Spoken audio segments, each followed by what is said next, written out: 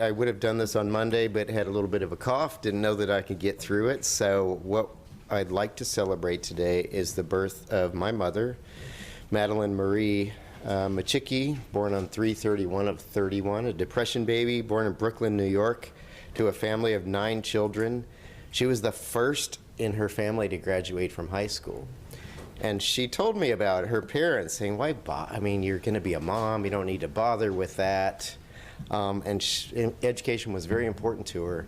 In fact, last time we were home and we were going over some old photos, I found a little container and we opened it and it was all of her medals from, she was the equivalent of a 4.0 AP student today, although not necessarily encouraged by her family.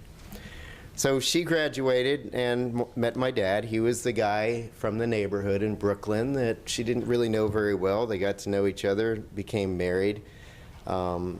She wanted to be a designer. She's a lot like my wife, Erin. She's was a very talented designer, and we have all of the drawings of the dresses that she designed, and went to school for a little while to be a seamstress, but she decided to become a homemaker.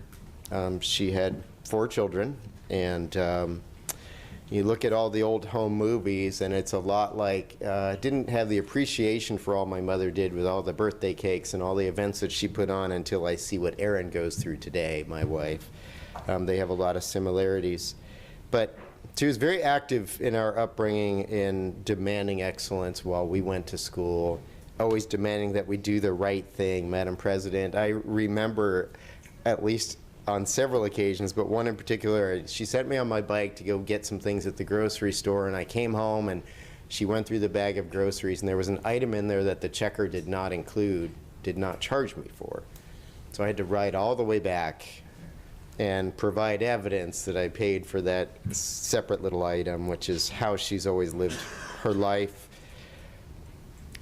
Fast forward to Alaska, and I think of my mom and dad as seniors, and I can't tell you how many visions I have of this. She's 88 now, so last trip she was 86, crossing the inlet in high seas and just watching her white-knuckled hand on the boat, comforting her grandchildren who were also worried, but looking up periodically with raised eyebrows with the question of whether or not we were actually going to survive. And I, of course, always got her home safely. You know, it's just funny. We all have our parents. I still call my mom. She's still a moral barometer for me about whether or not I'm making the right decisions on things. She serves as that same role with my children. I'm so glad that we have that connection, even though we lost my dad, her husband, 6 years ago. She's an amazing woman. Now she has not only the 4 children, but 15 grandchildren and great-grandchildren. But I rise because of that inspiration that matriarch has been to our family, who still beats me in Scrabble at 88 years old, Madam President. I just want to thank her for being a brilliant inspiration to all of us and to wish my mother a very happy birthday.